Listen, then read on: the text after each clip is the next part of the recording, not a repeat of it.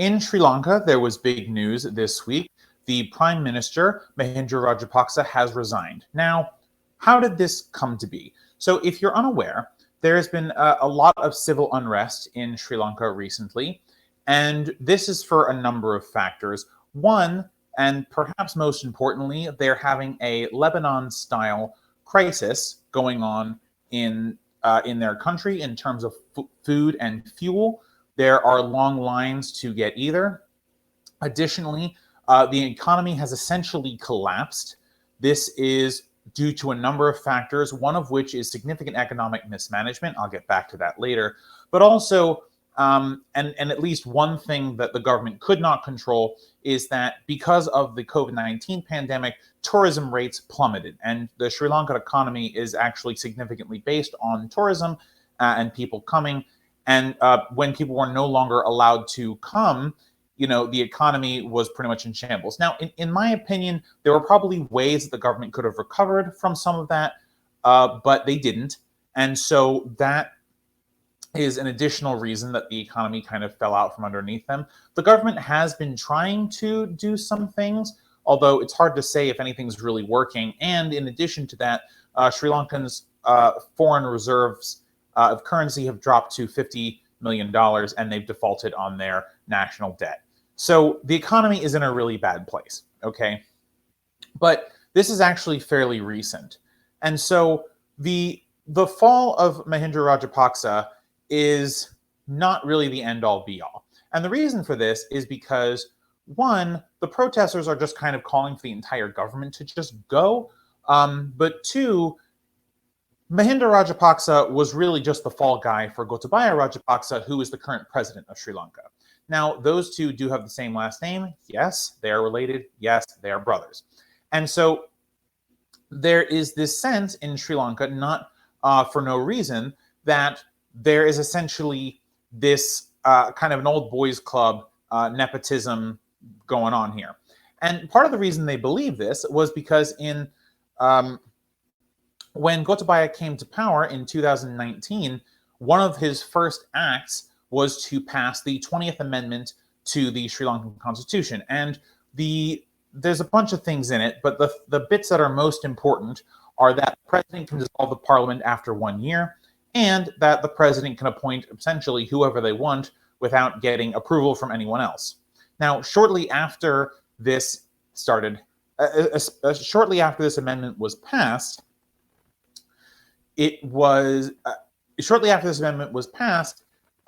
additional Rajapaksas started flooding the government. Now,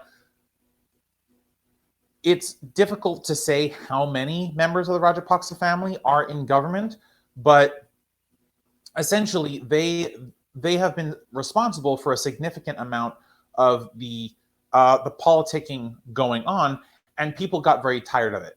And so as the economy was collapsing, people started to protest. Obviously, much easier to protest when you have no job and you're concerned that you don't have any future. And so this has been going on for a fairly long amount of time now. The protests started small, as they typically do, but grew very quickly.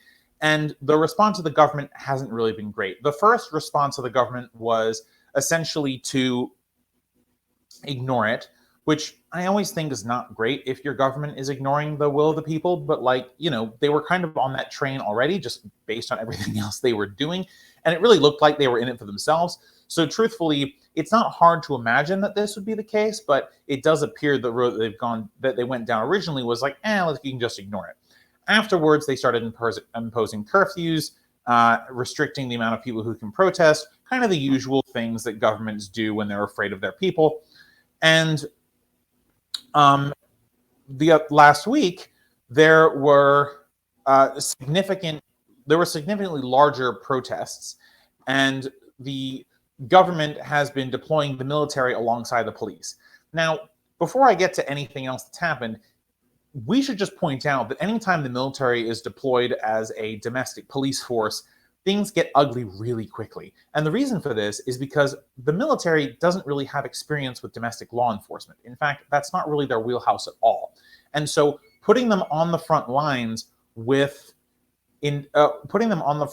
police officers who are already probably battered from the weeks and weeks and months of protests, you know, it can lead to very bad things, just in general, not even just in this particular situation. But you don't want the military, whose job is to kill the enemy, to be up against the people who they're supposed to protect, because the incentive is to think of the individuals that you're looking at not as the people, but as the enemy. And that's really dangerous.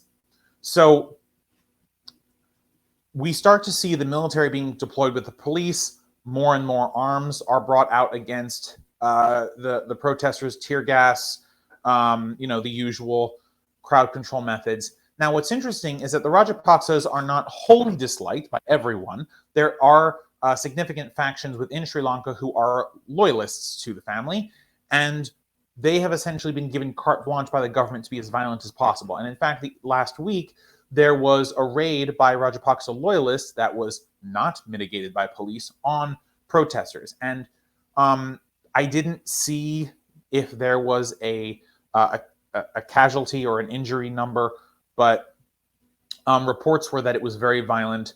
Not only were people's protest signs and tents and things destroyed, but people were apparently beaten with batons and trampled. So very worrying that the government is using its influence on the people to pit them against other individuals,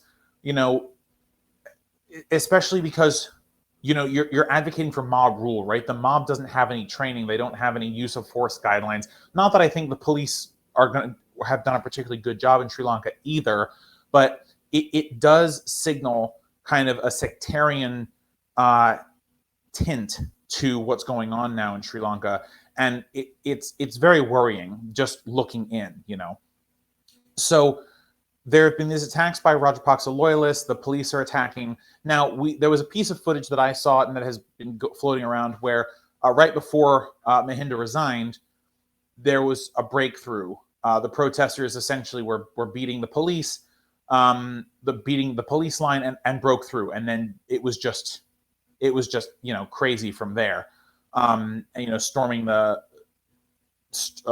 government and things of that nature, and very frightening, by the way. I mean, just looking at it, it reminded me of a much more dangerous version of January 6th, right? That happened in the United States, and when the people are breaking through barricades to get to the government, that the government is fucked up, right? That something has gone terribly, terribly wrong here in order for this to happen.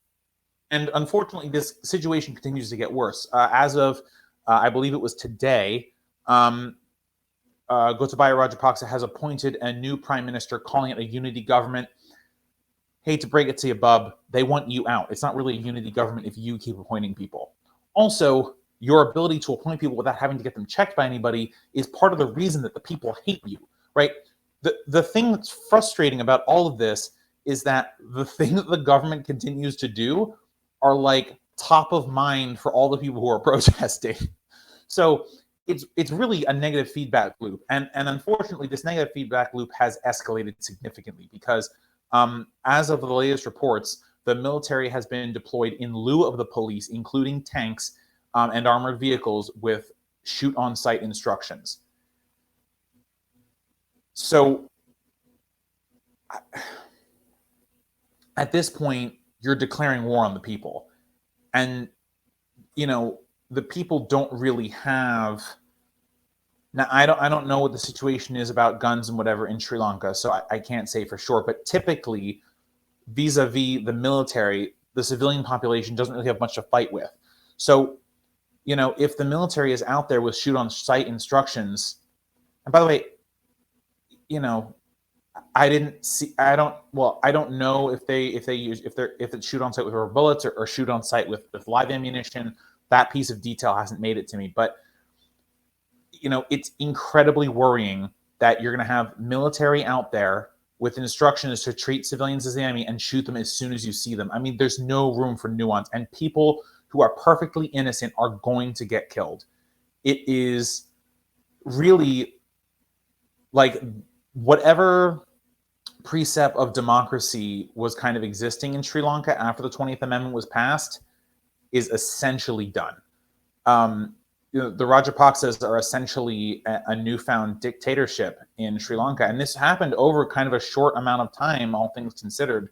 You know, I talked a bunch of weeks back on the show about how democracies are fragile. This is one of the ways in which they're fragile, but also, and more importantly, younger democracies are typically, in a worse situation than older democracies, whose institutions have had a longer period of time to who've had a longer period of time to incubate, right? Where people are kind of used to democratic norms. Democratic transitions of power are not unusual.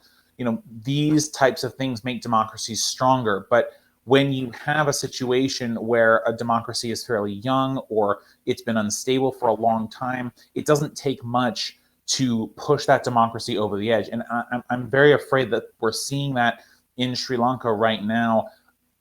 It's hard for me to say what will bring Sri Lanka back to democratic norms. I certainly think the repealing of the 20th Amendment is a good first step, but it's going to be hard to do that while the Rajapaksas are still in office, right? So, first and foremost, Gotabaya Rajapaksa, if you're watching this, please resign, right? And the people of Sri Lanka are not satisfied with the fact that Mahinda Rajapaksa was sacked as prime minister. They see through this. And by the way, it's not really surprising. It wasn't really that calculated to, make your brother the fall guy and just keep going as if everything was fine. And then, of course, what makes it partially worse is that Mahinda, after resigning, held a rally with his followers and said, "Who do you want?" And then they said Mahinda, and they do that chant a few times. And then he says, "Well, I guess I didn't have to resign." This level of out of touch and this level of out of touchism, I guess, mixed with the authoritarian nature of what's going on right now, just makes Sri Lanka a really worrisome place, in general, but specifically having to do with their democracy and their democratic norms and things. So, I guess, the last thing I really want to say about this is that my heart goes out to the people of Sri Lanka. I really hope that, I really hope that innocents aren't killed. I'm just super nervous about the possibility of the military just killing random people, and once you have made civilians out to be the enemy, it's really hard to come back from that. And you create this situation where innocent people are going to die for no reason. Really, the government should just resign. They're clearly not serving the interests of the people. And the people are showing that. They're on the streets, right? In order for government to be responsive to the will of the people, it has to show that it's interested in that. And look, in some ways, and this isn't a defense, by the way, in some ways, I understand where Gotabaya is coming from, right? At this point, you have what looks like violent mobs of people breaking past police barriers, lighting things on fire, being very aggressive about how much they hate you. If I were him, I'd be worried that my safety would be in danger if I resigned. And truthfully, I think it probably is. I don't think that is an unreasonable assumption on his part. But, I mean, when you set this up a system where you and your family benefit, you run the economy into the ground, you don't really do anything to save it, and then at the very last minute, you start talking with the IMF about how the economy can be made better, which, by the way, is a mistake in and of itself, because the IMF will always recommend austerity. It is essentially their job to say austerity in exchange for money. The situation just isn't getting better, and it's not going to get better so long as the Rajapaksas are still in government. So my hope is that, my hope is a couple things. One, I hope that the Rajapaksas resign. Two, I hope that there's actually a unity government that goes in place that kind of looks at what's happening, that can win the favor of the people. And three, I hope that no innocents are killed in the time it takes for us to get to 1 and 2. I continue to be extremely nervous about the possibility of people being murdered because of this insane use of force that the Sri Lankan government has engaged in. This is super dangerous, guys. Please be safe if you're in Sri Lanka. You know, if you're in the Sri Lankan military, man, put your guns down. Don't do this. Like, when you take off your helmet and weapons and armor and stuff at the end of the day, you're just like anyone else. So please, don't shoot civilians. Sorry, guys. It's just like I'm genuinely scared for the people living there, right, and protesting there and things like that. And it's just like, it's not good. Shoot on sight is fucking dangerous, man. It just is. Mistakes will be made. People who aren't even involved. I'm worried about children specifically who don't recognize what's going on, who don't understand what's going on. Adults who get caught in the crossfire just trying to do daily things. It's shoot on sight is a blunt force weapon used where a scalpel, I mean, even smaller than a scalpel, right? You need something super exact to kind of weave your way out of the situation. And the fact that this is the way they're going is just really terrifying, man. I really don't, I guess I'm just rambling at this point. I don't really have anything else to say, but stay safe, Sri Lanka. Uphold your democratic values to the extent you can, and hold out. Hold out. Thanks for watching this video, guys. If you liked it, throw a like on it, share with your friends, and subscribe for more of our content. You can also find all of our videos and clips on youtube.com. Just search Let Them Eat Bread and you'll find all of our content. Alright guys, see you next time. Bye for now.